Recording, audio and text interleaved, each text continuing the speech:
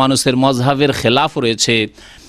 মজহাব আল্লাহ ফরজ করেননি, আল্লাহ পাক ফরজ করেছেন আল্লাহর আনুগত্য, রাসূলের আনুগত্য। খুব সহজ ভাষায় বোঝার চেষ্টা করবেন।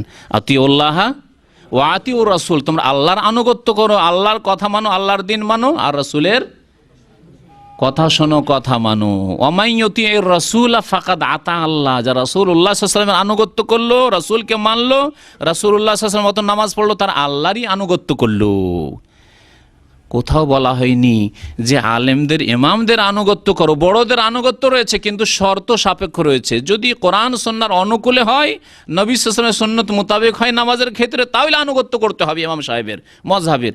আর যদি নবী সাল্লাল্লাহু আলাইহি ওয়াসাল্লামের সহিহ হাদিসের খেলাফ ওই নামাজ হয়, আপনার প্রচলিত নামাজ, তাহলে ছেড়ে দিয়ে রাসূলুল্লাহ সাল্লাল্লাহু আলাইহি ওয়াসাল্লামের আনুগত্য করতে হবে। তাহলে ওই নামাজ পাওয়া যাবে, ওই ইবাদত পাওয়া যাবে যে ইবাদত আল্লাহ পাক পছন্দ করেন এবং সেই ইবাদত কবুল করার ওয়াদা করেছেন। আল্লাহ পাক যেন আমাদেরকে সত্য কথা বোঝার, হক কথা বোঝার এবং তার প্রতি আমল করার তৌফিক দান করেন।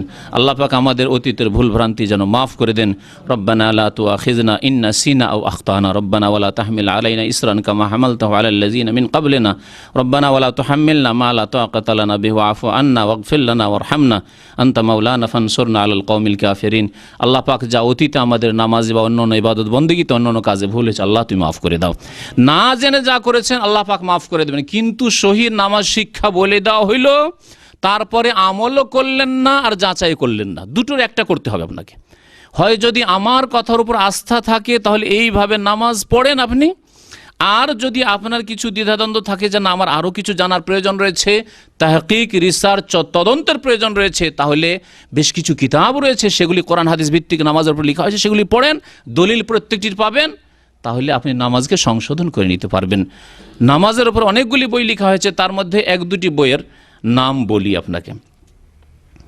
আরবি ভাষায় লেখা হয়েছে, বাংলায় অনুবাদ হয়েছে, ঢাকাতে বইগুলি পাবেন। এমন নয় যে দেশে পাওয়া যায় না, কিন্তু দেশে হাজার হাজার বিদাতি ভুল ভ্রান্তিতে ভরা বইয়ের মধ্যে 10-20টা 50টা 100টা হয়তো ভালো বই আছে, খুঁজেই পান না।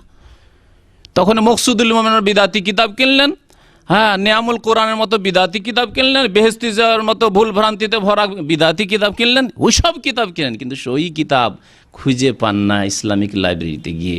এই জন্য আমাদের কাছে একটা লিস্ট আছে, সেই লিস্ট নিয়ে গিয়ে কিতাবগুলি কিনবেন। ভালো কিতাবগুলি বাংলাদেশেও যথেষ্ট পাবেন আপনি।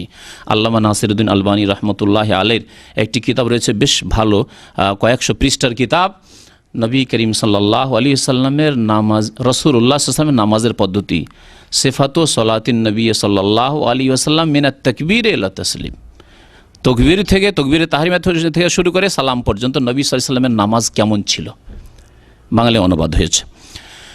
তারপরে নামাজের ওপর আরও বিস্তারিত একটি বই রয়েছে, আইনি তোহফা সলাতে মুস্তফা, আইনুল বারি সাহেবের লেখা, 2 খণ্ডে রয়েছে, সেটিও বাংলাদেশেও পাওয়া যাচ্ছে। তারপরে নামাজের বই রয়েছে, আসাদুল্লাহ গালেবের একটি বই রয়েছে, নবী সাল্লাল্লাহু আলাইহি ওয়াসাল্লামের নামাজ।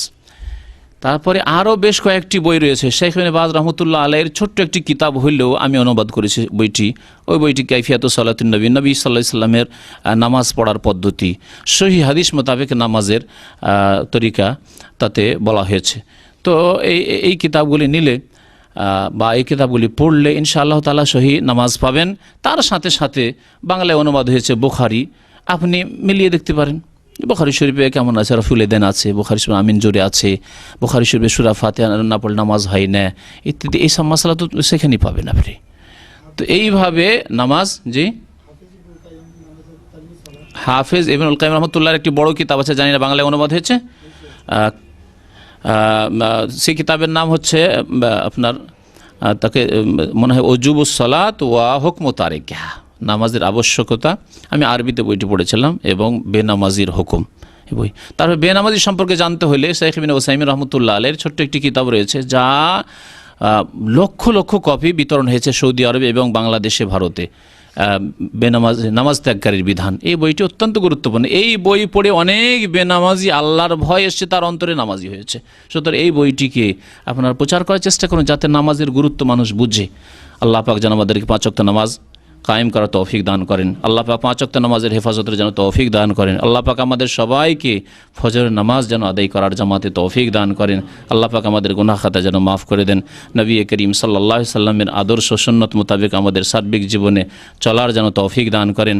আল্লাহ আমাদের গুনাহ খাতা যেন মাফ করেন। আল্লাহ পাক আমাদেরকে যেন নবী করিম সাল্লাল্লাহু আলাইহি সাল্লামের শাফাআত দান করেন। নবী সাল্লাল্লাহু আলাইহি সাল্লামের হাউজে কাউসার যেন দান করেন। নবী করিম সাল্লাল্লাহু আলাইহি সাল্লামের সাথে আমাদেরকে যেন জান্নাতুল ফিরদৌস দান করেন।